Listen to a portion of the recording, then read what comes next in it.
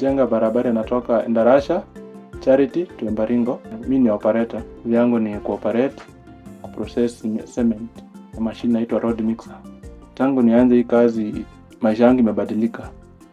Na vitu mingi nimefanya na nimeona maendeleo kidogo. Mapato yangu nimenunua plot, nimejenga. Sasa hizi ile natafuta ni ile kujiendeleza nikitegemea mbele baadaye.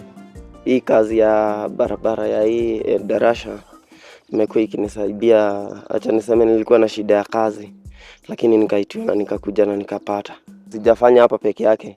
Nimetoka kwa kampuni nyingine na nilikuwa nafanya tu hii kazi. Imekuwa ikinisaidia kwa nalimanga shamba, nalipa, napata mapato kidogo kidogo huko.